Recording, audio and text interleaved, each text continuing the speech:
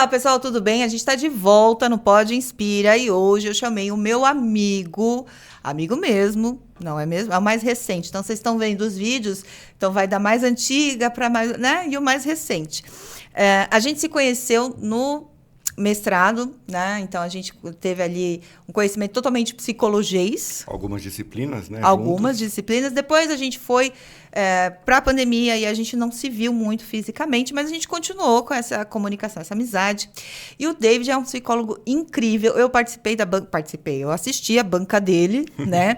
E aí eu tive mais acesso ao trabalho dele. Então eu trouxe aqui porque ele fala de um assunto incrível. Pode se apresentar, fica à vontade. Bom, então vamos lá. Eu sou o David, sou psicólogo, sou especialista em psicologia da infância e adolescência e mestre em psicologia clínica. E o meu trabalho ele foi bem trazendo o estudo das dinâmicas e das relações familiares, né? Estudar a família é uma coisa que eu faço desde a época da graduação e eu amo a clínica. Tem uma coisa no seu trabalho que eu estava ouvindo na banca, que eu repito isso para as pessoas, mas eu não lembro direito como foi. Lembra da questão do nome, que era é de família? Sim. Você pode explicar para a gente isso, que eu achei muito maravilhoso? É muito interessante porque, em muitos casos, a gente vai conversar com alguém e fala, mas e esse olhar é de família? E esse comportamento é de família? E essa característica é de família? Então, o título da minha dissertação foi até uma provocação, um convite para todos os profissionais da educação, da saúde, para que eles pudessem pensar. Porque quando a gente está trabalhando e alguém fala é de família, pode ser uma janela que se abre para que a gente possa observar o que está se passando ali, dentro daquela janela, ou um tapume, desses de obra mesmo. Não pergunta, é de família, é isso? Não é que não pergunta. A fala, quando alguém traz isso é de família, ela está sinalizando alguma coisa. Primeiro é um pertencimento. Porque se é uma característica que é de família, não é algo só meu. É meu e da minha família. Ali é um sinal de alerta. É uma luz amarela. Opa! O que virá na próxima fala é determinante e eu preciso estar muito atento em relação a isso. Você trabalha com famílias? Trabalho com adultos e famílias. Adulto, casal, família. Trabalho com tudo. Você vai voltar outra vez, a gente vai conversar sobre os outros nichos. Aí, eu falei hoje para a gente falar de família, porque é uma coisa que eu não trabalho, né? E aí também é para eu aprender. Então, sim, vou fazer perguntas de leigo que não entendeu nada. Tá tudo bem, né? Mas você trabalha com família. Também, né? Quando não trabalhamos com família, como você se chama? Ah, é verdade. Tem Como nome? você se chama? Brandão. Tem um Brandão. Nome inteiro. Beatriz Brandão. Isso. É uma acabou aí mesmo. E esse eu também, sou David Sampaio. Tá ótimo. É mesmo? É. Olha, eu nunca conheci ninguém que só tinha um. Sim. Oh, Prazer. David. E eu acho que a ideia é essa. Quando a gente se apresenta, eu sou David Sampaio, você é Beatriz Brandão. O médico, quando te chama, Beatriz Brandão, quando vai na escola. Então, a família está presente em todos os lugares, desde a escolha do nome. Quem te deu seu nome? Família, né? Viu? Aquelas, né? Quem deu? Eu separei umas perguntas, mas não quer dizer que a gente precisa ficar aqui preso. Vambora. Tá? Eu sei que pra gente que trabalha na clínica, essas coisas de entrevista, podcast, vídeo, Instagram, essas coisas é meio esquisito. Um pouquinho. Mas a ideia é trazer o conhecimento da gente e não de alguém falando que um psicólogo disse, entendeu? Uma vez eu ouvi um psicólogo, e cadê esse psicólogo? Mas um conhecimento da gente para pessoas que não entendem o nosso trabalho. Claro, perfeito. Que, né, a gente já passou muito, já foi pior. Já teve mais preconceito do que hoje em dia. Eu acho que sim, e esse trabalho é fundamental, porque a gente vai dando acesso à psicologia, tanto a função quanto as múltiplas possibilidades. Porque falar de psicologia é falar de tudo. Exatamente. Onde a psicologia não... Olha, eu já estou defendendo psicologia, família, né? Falando que está em tudo quanto é lugar. Mas eu acho que é mais ou menos por aí. Então não adianta a gente falar que psicologia é só para quem pode pagar, ou para quem faz uso de um serviço gratuito, que a psicologia é absolutamente fragmentada. Quando você vai buscar um serviço de saúde gratuito, às vezes você tem lá 10 minutos, 15 minutos para conversar com um profissional. Exatamente. Então, um trabalho como esse, a gente leva informação de qualidade, informação técnica para as pessoas num trabalho de prestação de serviço. Maravilhoso, tá de parabéns. Obrigado. Vamos lá. Como você define o papel da família na vida de uma pessoa? Eu sei que é uma pergunta básica, mas foi o que eu tinha te explicado, que a gente vai começar do zero. Né? Então, o que é família? Né? Qual que é o papel dessa família na minha vida, por exemplo? Na sua vida, né? Na vida de todo mundo. Você falou que é Beatriz Brandão. Quem são os Brandão? Então, o papel da família já começa por aí. De onde eu venho, não é isso? Isso, de onde eu venho. Ótimo. Então, é um parâmetro. Te dá uma referência. De onde eu venho. Isso fala sobre pertencimento. Certo. Parte da Beatriz é Brandão. Não é isso? Isso. Então, o papel da família também é nos conferir pertencimento. Identidade. Identidade. Porque quando alguém pergunta quem é você, qual é a primeira coisa que te passa na cabeça para responder? Eu, sem ser psicóloga, eu normal ou não? Né? Aí Sou vai... Beatriz. Sou Beatriz. Mas a pessoa não perguntou qual é o seu nome. Exatamente. Mas quem é você? Eu sou Beatriz, psicóloga, eu sou Beatriz Brandão. Que é do quem sou eu, né? A eterna pergunta do quem sou eu. Isso é seu nome, isso é sua idade, isso, né? Mas faz parte da sua identidade. Não tem como a gente falar de identidade sem considerar os processos familiares. E essa família desenrola e muitas vezes a gente não tem acesso, né? A isso. As histórias de família. Se a gente for pensar na realidade brasileira, a gente tem uma multiplicidade de arranjos familiares. E nem sempre a gente tem acesso a 2, 3, 4 gerações. Então, eu conheço muitos colegas psicólogos que sentam com seus clientes, pacientes, enfim, as pessoas que estão atendendo e falando, olha, a gente tem que fazer um trabalho e revisitar 3, 4 gerações. Gente, pelo amor de Deus. Não tenho. Tem gente que não tem acesso. E, de fato, não tem. Como é que faz? Não tem. Então, família também faz parte da nossa... Faz parte, né? É a origem, né? Necessariamente vai falar sobre a Constituição. O Brasil é um país muito interessante e ele é reconhecido internacionalmente pela qualidade das novelas que produz. A gente exporta esse tipo de material. Eu estava assistindo televisão e parece que vai lançar agora uma nova novela falando Família é Tudo. Esse é o título da novela. Olha! Olha que oportuno para o nosso tema de hoje, né? Acho que lança semana que vem. E aí, na chamada, eu achei muito interessante, porque ele diz assim, família é tudo, o difícil é conviver. Família é tudo. Vai passar onde? Na Globo. Na Globo. E eu acho muito interessante, porque quando a gente faz a pergunta para as pessoas, o que é família? Era, né? Que a gente vai ser, o que é família? E aí, fazendo assim, família brasileira é uma coisa, gente, e os outros países, a gente tá só no recorte daqui, né? Então, eu sou um pouquinho mais atrevido, não é? Eu acho que não existe a família brasileira. Eu acho que existem as famílias brasileiras, as famílias que habitam o território brasileiro. Né? E aí, assim, ó, a construção familiar, ela vai depender também da cultura. Total, absolutamente. Eu estava revisando alguns dados do censo que a gente teve agora e, se eu não me engano, 80% dos domicílios brasileiros têm acesso à internet. 80% é um número alto. Tá bom. Mas se a gente considerar que nós somos 72 milhões de domicílios, esses 20% que não têm acesso representam um número muito grande da população. Então, significa que esses 20% não vai ter acesso a isso aqui. Então, como eu posso falar que tem uma família só dentro do Brasil, se eu tenho famílias que têm acesso à internet, famílias que têm acesso a esgoto, a água encanada e outras que não têm?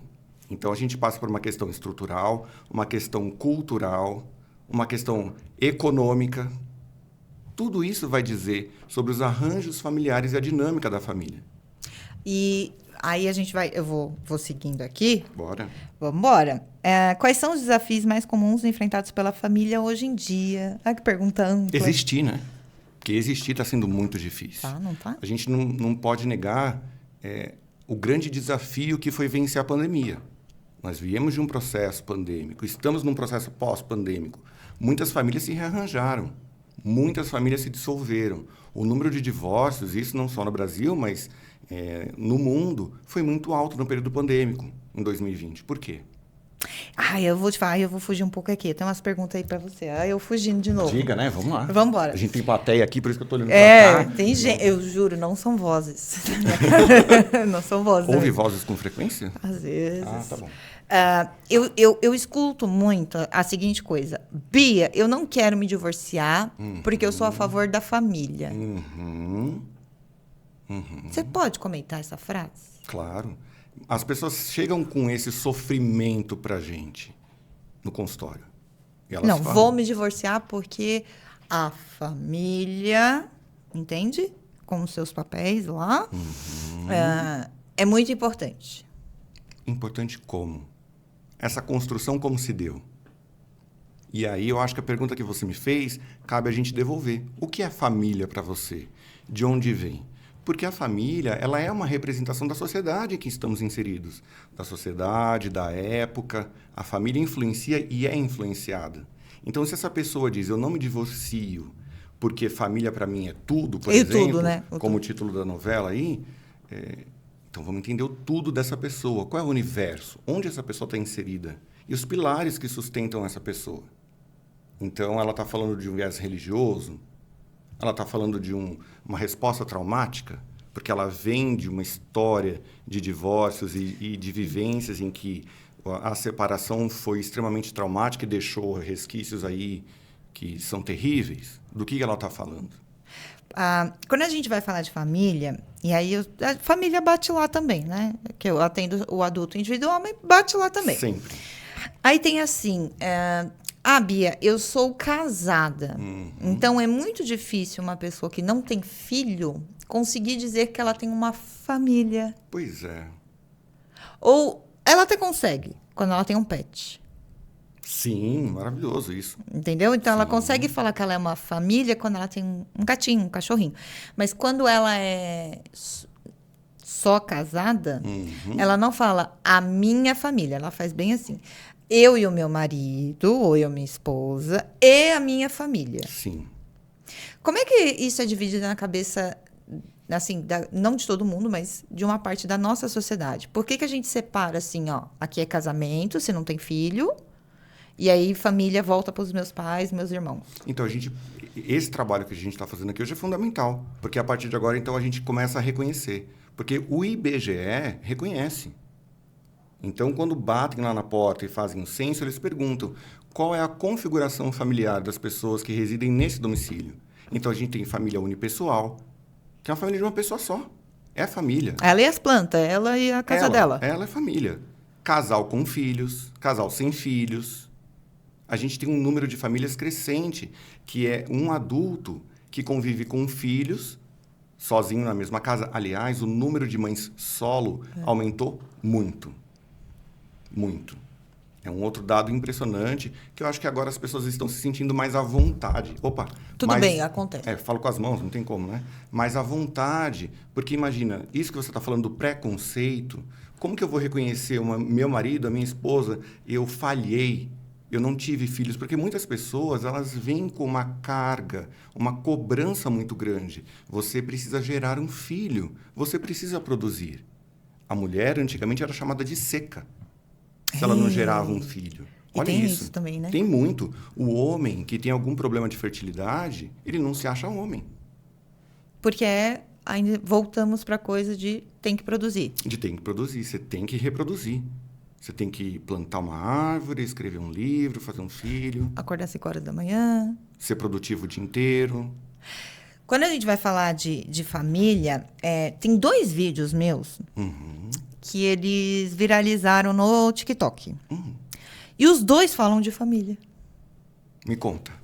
Um vídeo eu explico assim, olha, não é porque a pessoa é da sua família que ela tem o direito de te machucar aleatoriamente, Perfeito. né? Então, assim, não é porque eu sou da sua família que eu posso falar o que eu quiser para você, sem, né?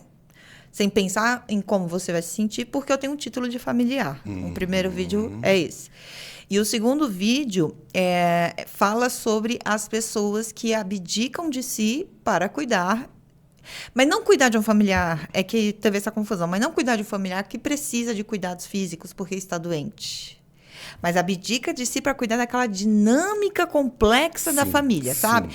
Então, assim, sabe o que é? Eu não posso fazer isso porque a minha mãe briga com a minha irmã e eu tenho que estar lá para ajudar. Não, né? Não assim, meu pai teve uma AVC, eu tenho que cuidar. Não é isso. A minha mãe não se dá bem com a minha irmã e aí elas brigam e eu tenho que estar lá para poder... Então, algumas pessoas acabam anulando a sua vida para participar dessa dinâmica. E são os 2 vídeos, de verdade, que chegou a quase 1 milhão. Maravilhoso, né? Porque eu acho que se viralizou é porque teve ressonância.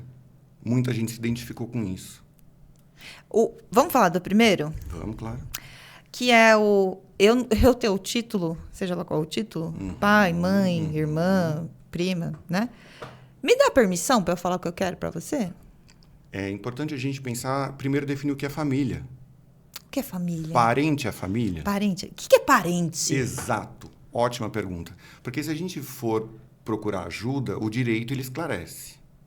Ele fala? O direito fala. Então, ele vai dizer, olha, parente, a gente tem parente em primeiro grau, parente em segundo grau. Então, pai, mãe, avô, avó, bisavô, bisavó, parente ascendente. Parente descendente são os filhos. E os primos, vai para onde?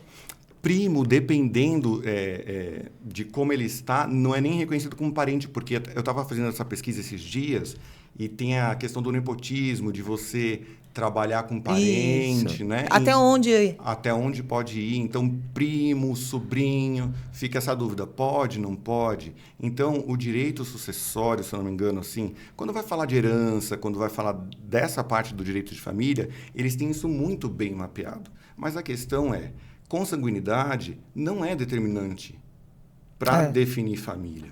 Família vai muito além do que laço consanguíneo. Eu aprendi isso desde criança, eu sou filho adotivo. Ah, você é? Sou. Então, se a gente pensar que consanguinidade define família, eu não tenho família? Minha mãe não é minha família? Então, a gente também não pode falar assim, vocês aqui, meus amigos, são minha família. Pode. Não, que se for esse critério de que tem que ser consanguíneo, então as pessoas que eu escolhi, né, não podem entrar, não podem... Então, mas aí até a minha orientadora, a professora Seneide, ela fala sobre família credenciada, que são aquelas pessoas que nós credenciamos ao longo das nossas vidas. Que são como maravilhosas. família. Então, isso pode acontecer em múltiplas circunstâncias, inclusive conosco. Tem famílias e pessoas que credenciam seus terapeutas. Imagina, é uma convivência de muitos anos, de um grau de intimidade, de cuidado. Família não cuida? Cuida. Então, família se preocupa, orienta. A gente não faz isso no consultório? Por que você acha que tem essa fixação com família? Porque eu estou falando só baseado nos vídeos, tá? Não, mas é maravilhoso, né? Primeiro que a gente tem que entender que essa questão cultural, ela vem também para uma questão religiosa. Então, a gente vem de um país... Os dois misturadinhos, né? Muito. A gente vem de um país que foi colonizado por outro cristão, católico. Então, que tem conceitos bíblicos que falam da importância da família e da definição dos papéis. Homem como provedor, mulher que faz a gestão do lar. Se a gente pensar no cristão católico, a própria referência à Nossa Senhora como aquela mãe imaculada. Isso. Que não tem mácula, que é só amor, que é só perdão, resiliência. Que suporta tudo. Perfeito, que suporta tudo. Então, quando a mulher engravida, nossa, que lindo, tá grávida. Mas e os enjoos? Mas e os mal-estares? E tudo que ela passa durante a gestação que não é glamouroso, que não é bonito? Deixa eu falar, né? Quando alguém fala, não sei o que de gravidez, porque você não engravidou, amor. Você não sabe o que é ficar sem dormir. Sim. Porque realmente é uma experiência que você só vai saber quando você tiver. Amamentar é lindo. Mas e quando dói? É lindo como, né? Pra quem? Pra quem? Porque você chorando lá, né? Tentando fazer isso, não é bonito, não. Eu sei porque, né? Tentando. O primeiro foi... A segunda já foi. A segunda, né? Já peguei o jeitinho, foi. É isso. Mas o primeiro não foi bonito, não. É isso. Mas tem toda uma pressão social de que a mulher tem que saber amamentar, a mulher tem que saber cuidar do filho. Como é que a gente faz? E a gente não sabe, não é programada. Cadê o manual? Mas já mulher, nasceu assim. Pois é. Então, são essas falas que também definem o que é família e o que é o papel da pessoa na família. Por que a gente tem essa... eu vou perguntar, mas você acha que essa santificação de pai e mãe vem de uma questão religiosa? Também, né? Também. Ou é nosso? Não, vem, porque se a gente for olhar para a história, a gente tinha dois importantes lugares de educação. Tanto a escola, que não era de acesso público, nem todas as pessoas, vamos delimitar aqui, né? Nem todo mundo no Brasil tinha acesso à escola. Não. Mas um lugar que muitas pessoas tinham acesso era ao ensino religioso, a catequização, dentro ou fora da igreja. Aí tudo bem, você pode ir. Aí você pode participar. Escola, não. Escola, não. Então, as pessoas aprendiam a rezar, mas talvez não aprendiam a ler. Elas sabiam fazer uma oração, mas não sabiam escrever. E essa não é uma realidade tão distante, porque a gente ainda tem um número de analfabetismo no nosso país, né? Como é que você trabalha no consultório? Então, você chama todo mundo? Porque a gente é psicóloga, às vezes a gente esquece que pra gente o nosso trabalho, né, é dia a dia e tudo mais. Mas digamos assim, eu quero trabalhar a família. O que eu faço? Eu levo todo mundo? Não vai todo mundo? O que é terapia, né? O que vocês fazem lá? Então, eu acho que tem uma coisa muito legal acontecendo, né? Hoje a gente tem uma possibilidade de articular esses encontros de forma mais tranquila. A gente tem uma ferramenta digital. Dá pra ir todo mundo, né? Dá. Mas eu tô longe, não consigo, tem trânsito. Vamos marcar online? Você atende como? Vai todo mundo? Online hoje. Online. Online. E assim, se eu tô fazendo atendimento familiar, é a família. Todo mundo? Todo mundo. Então, eu vou perguntar. No meu caso, eu tenho 2 filhos, um marido, mas eu também tenho, né? Que eu falo com a família de origem. Você chamaria quem? A gente vai avaliar qual é o foco. Eu preciso entender a queixa. Então, por que a gente vai fazer esse atendimento familiar? Onde está localizada a angústia da família? Eu não vou falar... Eu já ouvi algumas pessoas falando, e aí eu até repito, né? Família funcional, família disfuncional, né? A que funciona e a que não funciona. A que funciona e a que não funciona. Mas para a gente fazer essa afirmação, precisa de uma parametrização. E a família disfuncional, baseada em quê? Em qual parâmetro? O meu? Em qual manual? É um manual eurocentrado? É um manual norte-americano? Que tipo de manual? Como eu posso dizer que essa família está disfuncional? E aí como é que você chega e fala assim, gente, a gente vai sentar e conversar? Porque habitualmente a gente identifica que tem uma questão, ou talvez até um problema, se assim a gente pode chamar, no padrão comunicacional, na forma dessa família se comunicar. O jeito que eles conversam. A forma de não falar, os silêncios, os segredos, a agressividade, as ausências. As explosões. Também. Quando merece ter um olhar terapêutico? Quando gera sofrimento. E aí esse sofrimento não precisa ser de todos, né? Não, mas ele precisa estar presente na dinâmica familiar. Tá, então digamos que assim, eu tenho os meus pais, eu sou filha única e os meus pais são muito agressivos e eu não consigo conversar com eles. Você pode fazer a intermediação? Posso, claro, a gente marca uma sessão. Então, sei lá, eu acho que meus pais são muito ignorantes, né? Eles gritam muito e eu queria falar como eu me sinto, aleatoriamente aqui, né? Eu marco com você e aí a gente vai lá, mas eu tenho medo deles. Como é que faz? Vamos conversar. Eu acho que tem uma coisa que sempre funciona, vamos ouvir a história. Porque é na clínica que muitas pessoas têm acesso à história da família. Tem gente que nem sabe. Beatriz, qual é a história do seu nome? Não sei. Quem te deu seu nome? Não sei. Chama seus pais aqui. Vamos conversar. Me conta. Quem escolheu o nome da Beatriz? Foi a tia dela. É a tia por quê? Porque era uma pessoa muito próxima, tudo ajudou a gente tanto na gravidez que a gente quis homenagear. Me conta a história da sua família. E ali a gente já vai perceber que tem um padrão. Que aquela família fala gritando. Que aquela família tem uma história, por exemplo, de não ser ouvida. De ser discriminada. E que em algum momento ela precisou se colocar de forma mais incisiva no mundo. Tem alguma pessoa que conduz família? Você acha que dentro de uma família sempre vai ter o que falam que é o chefe de família? Eu não estou falando, né? Mas o chefe de família, aquela pessoa que manda na família. Eu acho que o mundo está mudando muito. A gente tem aí algumas lideranças na família, né? E até, como eu estou falando aqui do censo hoje, o IBGE ele reconhece isso e a gente tem pela primeira vez na história brasileira os lares chefiados por mulheres.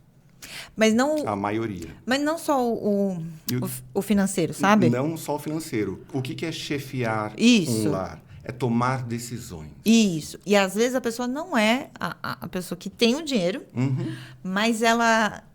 eu não vou colocar personalidade difícil, que eles usam isso, eu fico, né? Mas ela tem uma forma de se colocar naquela dinâmica que ela direciona. Ela Ela pega. fala, ó, façamos assim, eu quero que siga por esse lado, eu quero que siga por outro. Então, ela tem essa liderança. Esse perfil é sempre agressivo? Ah, não. Né? Tem um termo que se tornou muito popular, as pessoas usam passivo-agressivo. Passivo-agressivo. Nossa, que fala passivo-agressiva. Não, nem sempre é só agressivo. Nem sempre é só agressivo, nem sempre a agressividade vem só no grito. Por exemplo, algumas famílias orientais, elas matam no silêncio. Quietinho, né? E é no olhar. Então, quando o filho procura o olhar do pai ou da mãe, e o pai e a mãe quer reprovar, não olha para o filho. Não fala. Isso de não falar, por que você acha que a gente tem muita família que não fala? Que nem você falou do nome, né? Então, eu não falo. Porque eu tenho isso, né, David? Eu tenho assim, Bia, eu tenho um pai biológico, minha mãe não fala quem é, e não adianta eu perguntar, deixa eu entender essa conversa. Por que tem esses silêncios? Segredos. São segredos familiares que eu também tenho estudado um pouco mais, porque sempre que chega alguém para a gente atender, tem lacunas na história. Tem, uns brancão assim. Não é? Não sei. Não. Nossa. E para a gente fica super claro que a narrativa, ela Pula. E a pessoa, nossa, nunca parei para pensar nisso. Não, porque às vezes aparecem umas histórias assim, eu não sei o que nascer. Eu falei, peraí, como assim? Não, mas volta, tem um negócio aqui, aonde está isso? Isso aí. Bia, eu não sei. Eu não sei. Vamos descobrir? Consegue perguntar? E aí o medo, aí vem, mas não vou falar sobre isso, não. Com quem? Não vai falar com No quem? exemplo, né? Minha mãe não me falou quem é o pai biológico, eu não sei quem é meu pai biológico, e eu não vou perguntar, não. E aí, isso acontece bastante, Não tá? vai perguntar para quem? Pra mãe. Então, a gente tem que alternativa? Vamos perguntar para tia, para o tio, para o vizinho, Esse daqui eu não vou vizinha? afirmar, não, que é de verdade essa. Não, mas sempre é de verdade, porque eu também, olha, não cabe na palma da mão. Quantos casos como esse que você me trouxe? Não sei quem é meu pai? Segredos, assim, ou que nossa, eu já atendi um caso que era assim, não é o pai dele, é o outro. Falando, cochichando e a criança do lado. Você cochichou longe, eu acho que as pessoas não ouviu não, né, gente? Vocês ouviram? Não é o pai assim, dele, ele fez isso, não é o pai dele. Não é o pai dele, o pai dele é outro. Então, assim, não é... É muito comum isso ainda. E, claro, a gente sabe que para a mulher tem um peso social muito diferente. Né? A mulher que engravidou e o homem foi embora. Tá. Quantas pessoas não têm o nome do pai no registro? Muitas. Então, para a mulher, acaba sendo um vexame. Você sabe que quando eu trabalhava com RH, eu fazia admissão e eu via isso, porque eu tinha que cadastrar, né? Você pega... Às vezes não tem noção de quanto que é só desconhecido. Tinha antigamente, né? Acho que não tem mais. Desconhecido. Pois é. Ou em branco. Sim. De 10 que eu pegava, uns 5, vai. Tá vendo? Desconhecido, não tem. Mas não faz filho sozinho, faz. E aí, não quer dizer que os que têm o nome do pai, né? Seja pai presente. Então, parte desse segredo pode ser sustentado pelo medo do julgamento. Por algo que houve naquela história que eu não tenho orgulho de dizer publicamente. Por isso que nós, terapeutas, a gente precisa ter todo um cuidado no acesso à informação. Eu, habitualmente, gosto muito de acolher e ir criando hipóteses. E se foi isso? E se foi aquilo? Quem pode ajudar? Tem uma tia? Sempre tem alguém... Uma tia, né? Tem. Tem alguém que conta pra gente. Uma vizinha. Vamos investigar, desde que seja do interesse da pessoa. Se a pessoa não quer investigar, tudo bem. Você está vivendo bem sem essa informação? Vamos embora. Vamos continuar. David, como é que é a coisa do... meu pai se separou da minha mãe e agora ele tem uma nova família. Pois é. E aí, né? Ele tem uma nova família. E aí eu sou da velha família. Eu sou da família, né? Onde é que tá? Que exemplo maravilhoso que você trouxe, né? Porque é clássico. O homem sai, pega a bolsa e reconstrói a vida. Isso. Isso de nova família é muito sério. É a frase. Meu pai se separou da minha mãe, agora ele tem uma nova família. Nova família. Fica dizendo, é uma nova. E a mãe não reconstrói a vida? Ela não busca um outro parceiro, ela não pode viver? Mas tudo bem. Só para provocar quem está ouvindo, para a gente entender o quanto a gente ainda está preso nesse universo que também é machista. O homem tem o direito de pegar as malas e ir embora. E a mulher fica com os filhos para criar, para sustentar. E a nova família da mulher? E aí sobra tempo para a mulher namorar. A mulher tem coragem de pôr qualquer homem dentro de casa. Porque quantos casos a gente ouve aí de abuso? Muita gente, inclusive minha mãe, tá? Minha mãe de verdade. Minha mãe, depois da separação, isso faz, sei lá, 91? Olha só. Bastante tempo. Minha mãe nunca mais teve ninguém. Pois é. Porque ela tinha 3 meninas na periferia de São Paulo. Pois é. Ela tá até hoje. Não namorou ninguém. Pois é. Então... Mas você acha que isso foi só ela? Não. Não, mas essa é a realidade brasileira. Muitas pessoas vivem isso. Então, quando você fala de nova família, a gente está falando também de um abandono. Isso. Né? Poxa, foi porta fora, não se importou conosco. O que vai ser é o medo do novo. Como vai funcionar? Tem uma mulher nova. Os novos filhos. E agora não sou mais filho, não sou mais importante, não mereço mais atenção. Família onde eu tô?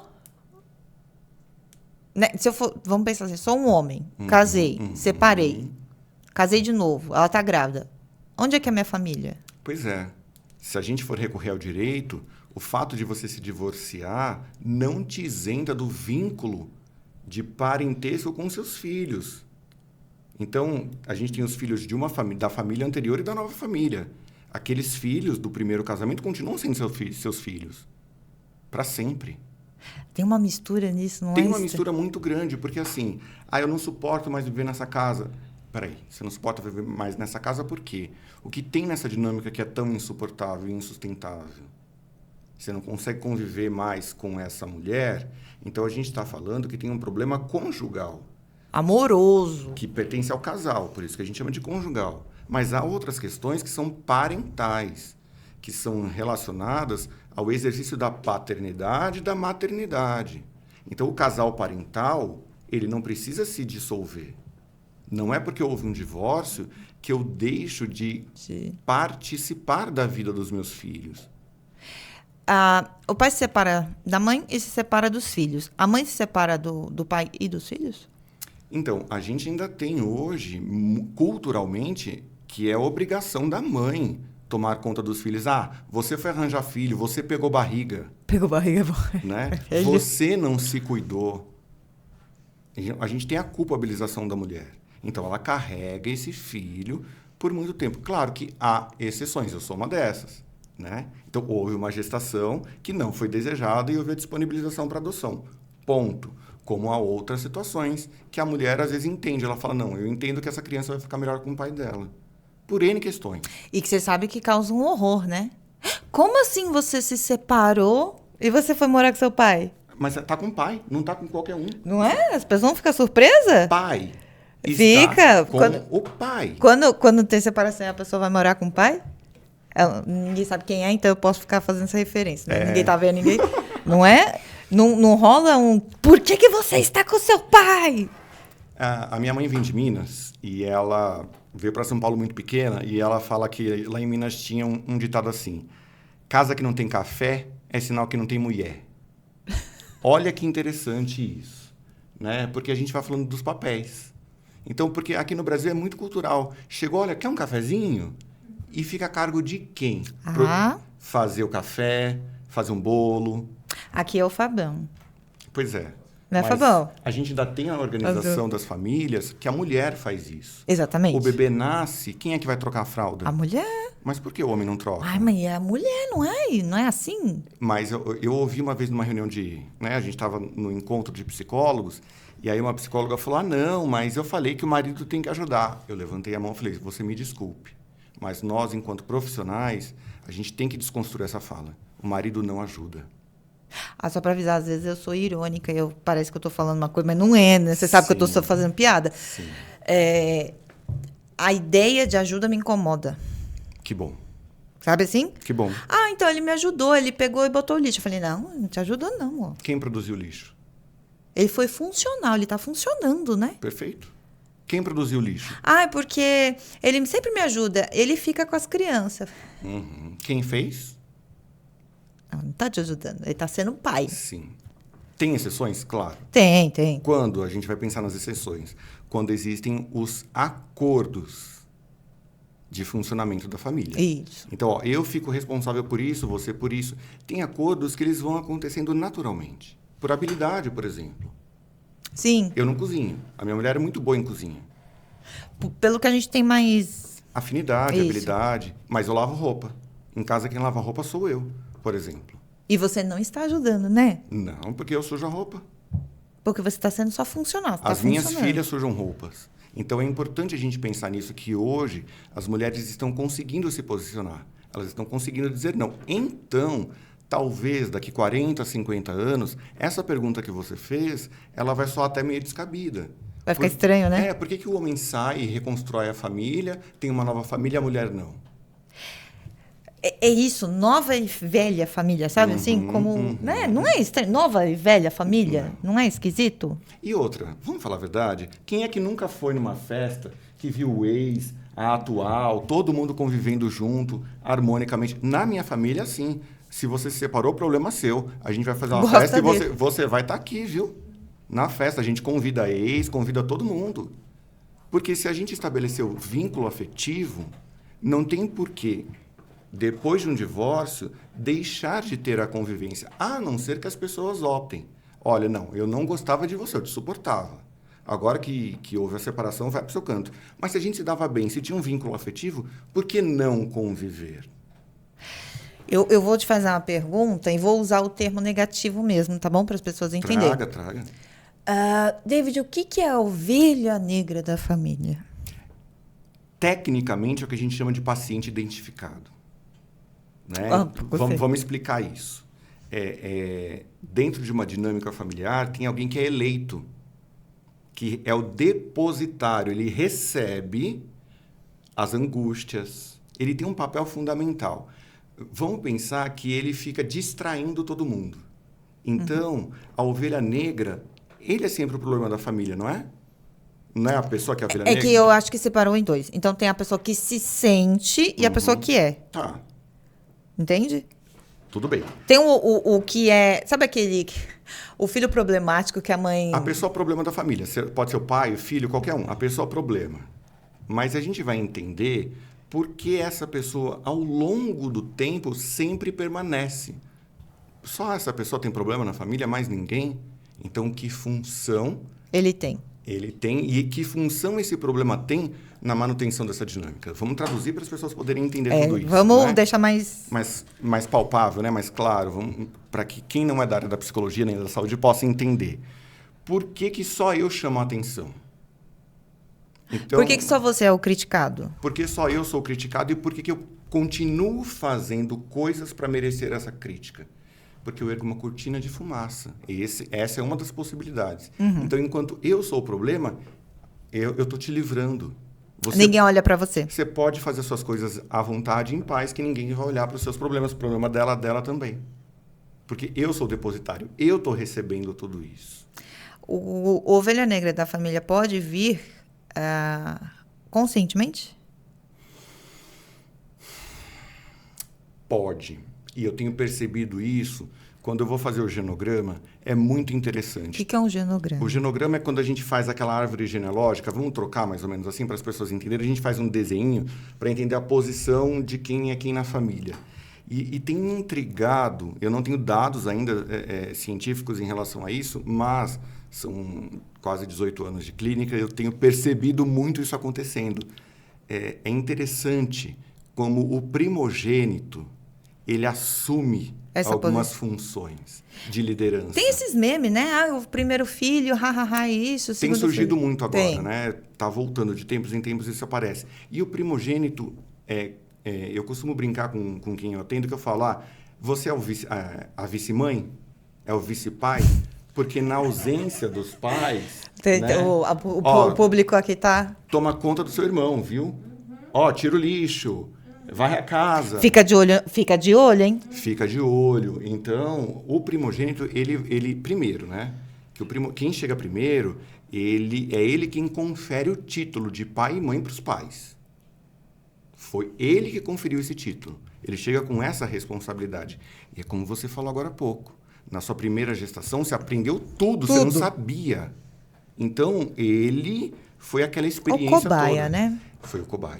Ele é meu cobainha. E pior que o cobaia, ele foi o depositário de todas as tuas expectativas. Todas. Porque desde quando você era pequeno e falava assim, se eu for mãe, quando eu for mãe, eu vou fazer isso, eu vou fazer aquilo. A vida inteira a gente fala isso. Nasce o bebê e ele ensina pra gente que tudo aquilo que a gente pensou, que as expectativas que nós criamos...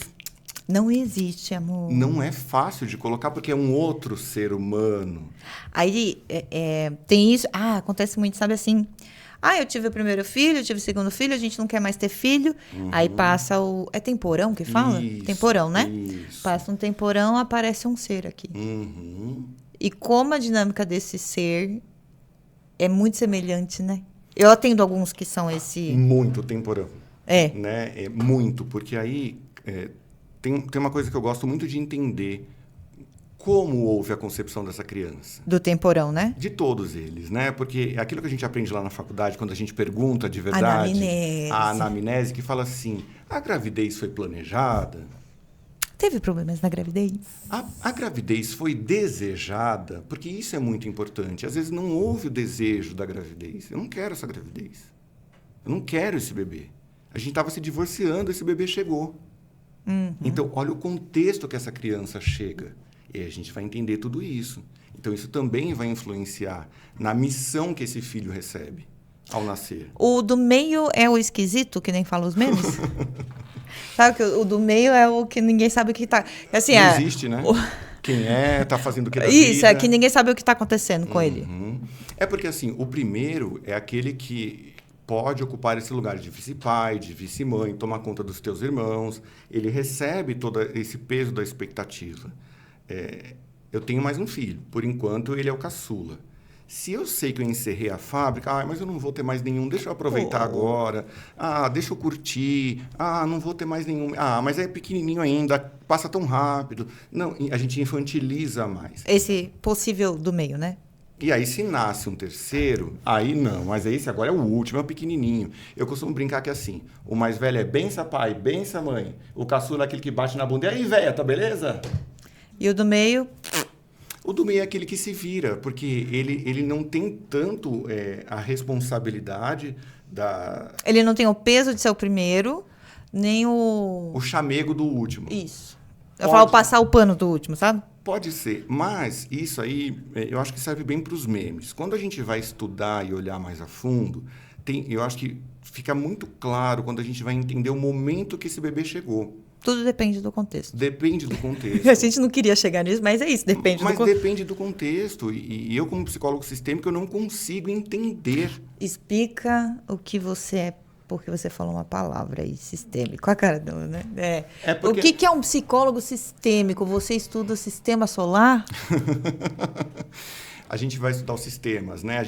Na psicologia, existem formas de se compreender o mundo. E essa abordagem vem de quem? Que eu li umas coisas aqui, eu sei o nome do pessoal. Fala aí que eu sei. Porque os pacientes hoje, eles estão sabendo das abordagens, menino. Sabe porque eles falam assim, você é psicanalista. Isso, eles estão... Você é comportamental, eles estão sabendo. E eles sabem os nomes. Sabem, porque hoje muitas pessoas têm acesso à informação. Isso. Então, explica assim... eu acredito que a grande maioria já entendeu o que é uma abordagem. Tá, que é uma forma da gente pensar e conduzir o nosso trabalho. Isso não é nem tão importante para a pessoa que vai ser atendida. É mais importante para quem está exercendo a psicologia. Porque acolhimento, humanidade, ética, isso qualquer profissional deveria ter. Qualquer profissional deveria ter. Ter acolhimento, ser humano e saber que está atendendo outro ser humano e ser ético na sua conduta. E isso independente da abordagem, do pensamento teórico que a pessoa escolheu e entendeu que ali é melhor para ela. Mas cada um de nós escolhe uma forma de trabalhar. Então, a gente tem a psicanálise, traduzindo aí, vai de uma forma bem rasa, Freud. Vamos pensar em Freud. Então, Freud estruturou um jeito de pensar que foi conhecido como a psicanálise. A gente tem a psicologia comportamental, que ela hoje tem ganhado muito mais espaço, sobretudo na área médica. Né? Porque as pessoas falam assim, não, vai e faz tantas sessões. Isso, até os convênios estão reembolsando. É verdade isso, do reembolso. Então, assim, a gente tem algumas possibilidades. A sistêmica, ela vem como uma teoria novo paradigmática. Então, o que é isso? É uma nova forma de se pensar, é um novo pensamento. Quem é o nome da sistemática? Oh, meu Deus do céu, aí você me pegou. Foi? Tudo bem, desculpa, eu não queria ter feito. É porque aí eu vou ter que falar muito de Bateson, eu vou ter que falar de outras pessoas que entenderam esse pensamento sistêmico. Ah, não, tudo bem. Né? Tudo bem. Mas, assim, o mais importante que eu acho que dá para a gente pensar da sistêmica é que o cliente é o especialista na vida dele. Sim. Não tem outra pessoa que sabe mais do que a Beatriz, sobre a Beatriz do que a Beatriz. E isso é muito importante pensar, porque tem outras linhas teóricas... Que eu sei mais do que você. Você vem aqui para te dar uma resposta. É. Eu vou dizer qual é o seu problema e eu vou dizer qual é a solução. Sim. Na sistêmica, a gente vai co-construir, a gente constrói isso juntos. Beatriz, me diz, o que está acontecendo com você? Então, eu vou te disponibilizar o meu conteúdo teórico e a minha experiência, tanto de vida quanto profissional. Mas é uma troca, né? A gente vai construir juntos. Eu também falo nessa terapia. Principalmente. Porque tem algumas abordagens que a pessoa fica... Não o paciente, né? Mas o psicólogo fica mais calado. São jeitos de trabalhar. É. Ok. Mas você fala e eu falo na sistêmica. Então a gente troca. Que eu gosto de falar bastante aqui. Isso, a gente né? troca. Eu acho que tem que ser assim, né? Pelo menos eu só sei trabalhar assim. Sistêmica é constelação familiar? Não. A gente tem uma diferença muito grande, né? Tá. A constelação familiar é uma coisa, a terapia sistêmica é outra. Não é a mesma coisa. Não é. Até você fez um trabalho muito legal esclarecendo isso, tem lá nas redes sociais, que eu acho que ajuda muito a esclarecer.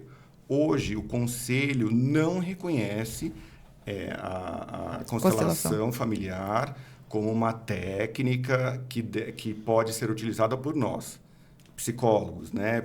Então, tem algumas restrições aí. Isso está sendo muito discutido atualmente. Bastante. Mas por que eu estou dizendo isso? Quando o Bert ele sistematizou esse trabalho e deu o nome de constelação familiar sistêmica, ele foi trazendo umas coisas, vários recortes da prática dele, da prática religiosa que ele teve, da prática cultural, pelos países por onde ele viveu, e ele fez toda uma sistematização.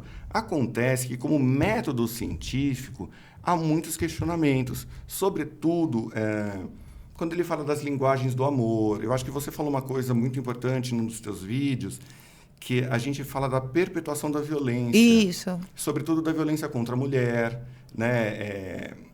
Dos abusos de gênero. Então, a gente tem que discutir. A teoria ela é útil como um parâmetro, mas a gente precisa sempre contextualizar. Por quê? Se eu falar que você deve obedecer o seu pai e a sua mãe, que você deve honrar o seu pai, a sua mãe e os teus antepassados, a gente precisa entender que nem toda mãe é mãe, nem todo pai é pai. Exatamente. Muitas violências acontecem dentro do âmbito familiar. Tem dois, né? Tem um vídeo que eu falo e depois eu pego exatamente o livro, Perfeito. com o texto. E uma parte do texto está dizendo lá que quando a mãe não cumpre o papel dela, como esposa, como mulher, a filha vai cumprir. Isso está no livro. Eu te mostro depois, mas não especificamente assim, mas está escrito que quando há o incesto é porque a mulher não cumpriu o papel dela de esposa, então o homem irá procurar. É isso aí. Você quer que eu pare, né? Parei. Não, é porque eu acho que num país como o nosso, com um índice tão alto de feminicídio e de violência contra a mulher, e que ainda a gente tem pessoas que fazem chacota, né, com a Lei Maria da Penha, isso, então que descaracteriza tudo isso, uma fala como essa no ambiente terapêutico, numa mulher que sofre violência e que vai buscar acolhimento, a gente tem aí um processo de manutenção da culpa da vítima. E da filha, né? Porque a filha escuta, então minha mãe não fez direito, então eu fui, né, penalizada. Pois é. Então eu estou revitimizando essa menina. Eu estou colocando ela nesse lugar de sofrimento. E tal qual essa menina, eu também já atendi pessoas, homens que foram abusados no ambiente intrafamiliar. E não só abuso sexual, né, mas outras formas de abuso. Você estava perguntando outro dia sobre as formas de violência na família. Isso. Né? Então, mas é burro mesmo, não adianta, não vai dar em nada. Grande coisa você, né? É. Essas frases. Seu merdinha, você tá achando que você é quem? Eu acho que foi um vídeo, não foi uma coisa que eu postei, não foi? Então, isso a gente também chama de profecia familiar. Por quê? Estou falando que você vai ser. E como essa fala vem de alguém que é uma referência para mim, ser meu pai, minha mãe, é uma pessoa que eu tenho um vínculo afetivo muito importante, que eu dou importância, essa fala vem com essa importância. Então, eu me sinto na obrigação de corresponder a isso. Olha que louco, né? Estranho, né? É difícil. Como eu não vou corresponder à expectativa de alguém que me ama tanto? Se você que me ama tanto está dizendo que eu não vou dar em nada na vida, eu não vou dar em nada. A gente falou muito, né? Você volta aqui? Quantas vezes você me convidar? Eu gostei muito, vocês gostaram? Tá achando. Eu falei que eu gosto de conversar, né? Ele gosta, pô. É bom você esclarecer a questão do sistêmica e constelação familiar, porque às vezes a gente vê as pessoas utilizando os termos para confundir uma coisa com a outra. A professora Rosa Macedo, ela teve na minha banca de mestrado, ela tem um artigo muito legal que fala sobre isso. Vamos tentar deixar aqui? Eu vou tentar deixar aqui, tá bom? Um link dela. Perfeito. A gente pega lá no... Eu queria também falar sobre uma outra violência, que, já que a gente está falando nesse tema, de violência familiar que tem acontecido e que é muito contemporâneo. Eu tenho uma colega lá da PUC, a doutora Magda Gerato, ela tem feito um estudo muito interessante sobre as violências na família por divergência política. Eu peguei ela, eu fiz um pouquinho com ela.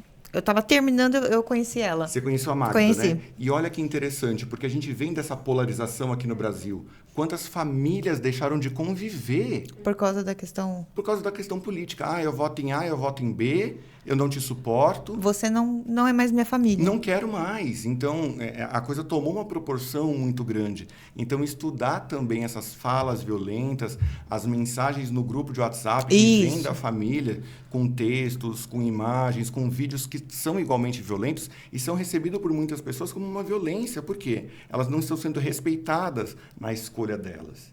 Né? Não, olha, tudo bem.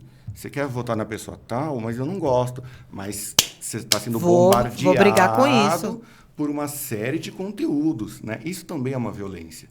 Então, eu acho que a gente, como cientista, porque quando a gente estuda e segue o rigor da ciência, a gente está fazendo um trabalho muito bem estruturado, com compromisso. Não é fontes da sua cabeça. Nem das redes sociais. Né? A gente tem um estudo sério. A gente consegue trazer isso para a discussão e ajudar as pessoas. Né? David, você quer deixar algum recado? As pessoas estão maravilhadas. Você quer deixar algum recado? Algum corte que a gente vai fazer perfeito, seu, assim, alguma coisa que você quer? Eu quero. Eu acho que é importante a gente pensar que hoje em dia tem espaço para todas as famílias, para todas as configurações familiares. É muito difícil a gente sentir que não se enquadra no modelo familiar, que família é composto por pai, mãe e filhos. Nem todos os lares são assim e está tudo bem. O mais importante é que a forma da sua família funcionar esteja atendendo às tuas necessidades e, sobretudo, às tuas possibilidades. É muito difícil, muito cruel quando a gente vai buscar acolhimento em alguém, seja no ambiente escolar, num serviço de saúde, no ambiente religioso, e a gente não se sente compreendido ou se sente julgado. Isso não deve acontecer. Obrigado. Tem alguma coisa que eu não perguntei? Muitas. Eu sei, por isso você vai voltar. Vamos voltar? Vamos falar de família e saúde? Vamos falar de família e saúde, vamos falar de atendimento com médicos. Perfeito. Estou escrevendo um capítulo de um livro falando exatamente sobre isso. Atendimento com médicos, né? Família, medicina e psicologia, fazendo essa articulação. Eu atendo muitos médicos, né? Há mais de 10 anos aí eu tenho atendido Você pegou o nicho, né? Peguei. Muitos médicos mesmo. E eu acho que tem muita coisa legal que eu queria discutir sobre residência. Bora, vamos lá. O aspecto de residência que parece que só repete. Sim. Né? Sim. Gente, foi maravilhoso. A gente tem plateia, juro que tem, parece que não. Esse é o David, eu vou deixar para vocês as redes sociais, tudo. Logo quando os vídeos começam, eu sempre deixo. Ele trabalha online, então você pode fazer de qualquer lugar, não é isso? Sim. Então, continua aqui, deixa suas perguntas que ele volta para cá e aí a gente vai pegando, certo? Certíssimo. Obrigada. Muito bom estar com você, parabéns, Beijo. viu?